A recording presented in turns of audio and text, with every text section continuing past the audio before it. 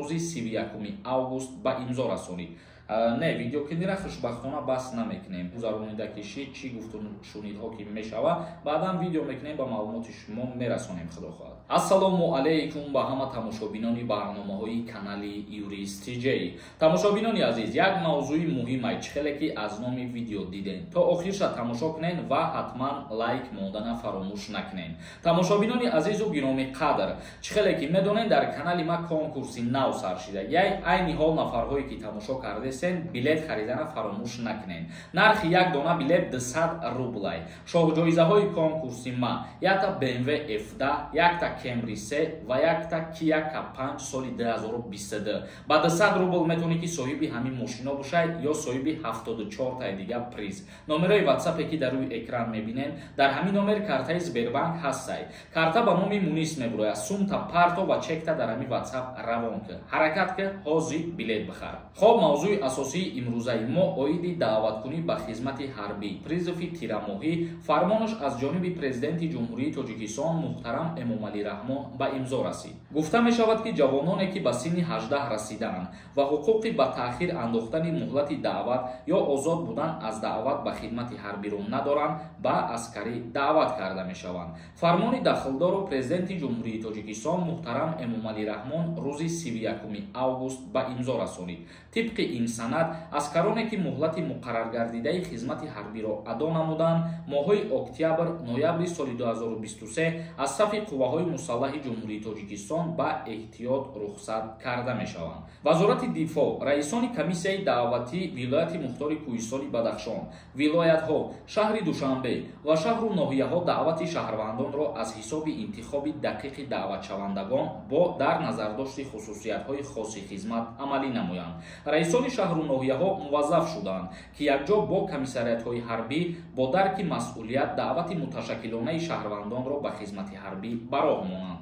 ҳамчунин вазорати тандурустии ҷумҳурии Тоҷикистон муваззаф гардонида шуд дар ҳолати аз муоинаи тиббӣ гузаронидани шаҳрвандо бо андеша бошанд. яъне ки муоинаи тиббира аз вазорати тандурустии ҷумҳурии Тоҷикистон гуфтанд ки мутахассисони бо таҷриба гузаронанд ва ҳар нафаре ки беморӣ дора ба хизмати ҳарбӣ даъват карда нашавад. ё нафарҳое ки аз духтур рухсатӣ доранд ё аз духтур ҳуҷҷат доранд ки бояд ба хизмат даъват нашаванд.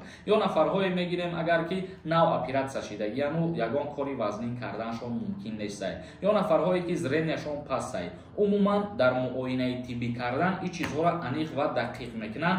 агар шаҳрванд талабот ба хизмат кардана надошта бошад, ба артиш равона карда намешавад. вале гуфта мешавад ки аллакай фармон аз ҷониби президенти ҷумҳурии Тоҷикистон муҳтарам Эмомалӣ Раҳмон қабул шудагиай ва гуфта мешавад ки тибқи моддаи 37 қонуни ҷумҳурии Тоҷикистон дар бораи хизмати ҳарбӣ ва уҳдадориҳои ҳарбӣ шаҳрвандони аз синни 18 сола то 27 сола ба хизмат сафарбар карда мешаванд. хоб тамошобинони азизу гироми қадр, акнун мегзарем ба қисми хондани комментарияҳо. як чизи дигара баҳри шумо тавсия метиҳам. агар ҳуҷҷатҳои шумо тамом шидагӣ бошад, нафарҳое ки дар Москва ё Московский област қарор дорен, дар рақамҳои рӯи экран занг бизанен, бо нархи арзон шуморо ба границаи Қазоқистон мебарад ва ҳатман вақте ки занг мезанен айноми ма гап занен, бо ягон фоиз скидкатон мекунам. Саидов нависондай: аз даргоҳи худованд шифои комил таманно дорам. айноми ҳамаи ғарибо Сорбон ака.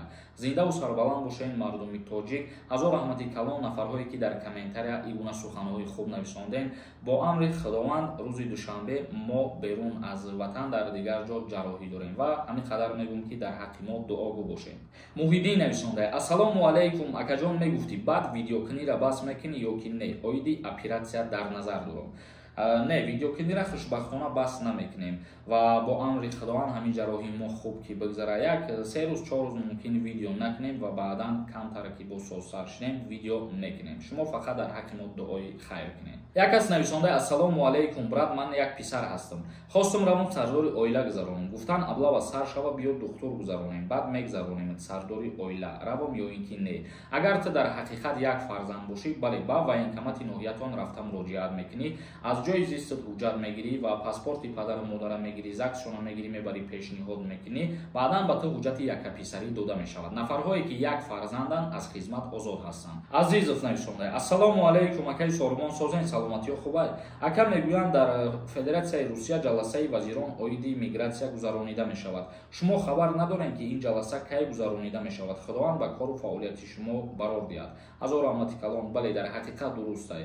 Аз ҷониби вазири ҷумҳурии Тоҷикистон муҳтарам Раҳим Рамазон дар Федератсияи Русия ҷаласа гузаронида мешавад ва рӯз соаташ рости гап намедонам кай гузаронида кишид, чӣ гуфту шунидҳо ки мешава. Баъдан видео мекунем ба маълумоти шумо мерасонем. Худо хоҳад. Як каси дигар нависонда: ассалому алайкум акаи Сорумон. Ман соли 2014 то 2021 официально кор кардам. Баъдан видваре нашидам 3 сола. Ман идоф насиб бо ҳамон фирма мерам, кор мекунам. Метавонам 6 соли корима дар трудовои ман нависонам. Дар ҳолате ки шумо қонуна нақз мекунед, қонуна мешиканед, дар ин ҳолат аннулировад мешавад, бародари азиз. Як каси дигар нависондаи мигрант чӣ қадар пули русиро аз Россия ба Тоҷикистон ҳамроҳи худ бурдан метавонад? Пешакӣ раҳмат. Аз Федератсияи Русия ба ҷумҳурии Тоҷикистон вақте ки сафар карда меоянд то $10,000 иҷоза додагӣ ҳастанд. Ҷалолов нависонда: худат намедонӣ чӣ гуфтеси? Номи видео навистагие ки аниқ шид 24,000. Бо мегии хеле намешавад. Та чӣ меги мардума девона кардаи? Та агар бесавод бошӣ проблемаи ман нестае. Ман дар уҷа нависондагим 24,000 шид ва аломати савол мондагим. Аломата ақли тинагира баъзе нафарҳое ҳастанд ки чизора аҳамият метиҳанд ва дуруст дарк мекунанд. Як каси дигар нависонда: ассалому алайкум. Патента 2 рӯз зер споридам. Чӣ мешавад? 2 рӯз зер споридагӣ бошед, аннулировад мешавад. Як каси дигар нависонда: вақти мигратсиони картаи гости гӯём, чӣ қадар гашта метавонам? Дар Федератсияи Русия вақте ки мигратсиони картаи гости мегиред, шумо то муддати 3 моҳа ҳақ доред ки дар Россия бестед. Як каси дигар нависонда: акаҷон ман Россия даем, паспорт дорам, прописной ай военкомат бигирам, поездка тез меояд ё дер акаҷон? Пешакӣ раҳмати калон. Агар дар ҳолате ки паспорт дорӣ дар Россия бошӣ ва ту постоянно регистратсия кардагӣ бошӣ, дар ин ҳолат ба номи ту повестка меояд ва дар дигар ҳолатош боша агар повестка намеояд. Як каси дигар нависонда: ассалому алайкум акаи Сормон. Регистратсияи ман қариб 1 моҳ шида буд шида нашуда. Ҳозир граница бубурам, проблема намешавад? Пешакӣ раҳмат. Дар аэропорт ё ки ба воситаи границаи заминӣ, роҳи заминӣ гузаштанатон, агар ки аз шумо ҳамин ҳуҷҷатҳоро напарсанд ва дастгиртон накунанд, проблема намешавад. Вале ҳолатҳое ҳастанд ки аз шумо регистратсия ва патент, мигратсиони карта мепарсанд. вақти пешниҳод накардан запрет мемонанд. Диловар нависонда: як писара хизмат мебаранд ё не? Раҳмат, саломат бошед. нафарҳое ки яка писар мебошанд аз даъваткунӣ ба хизмати ҳарбӣ озод ҳастанд. Тамошобинони азиз, видеоро ҷамъбаст мекунем. То видеоҳои дигар, худованд ҳамаи мо шуморо нигаҳбон бошад.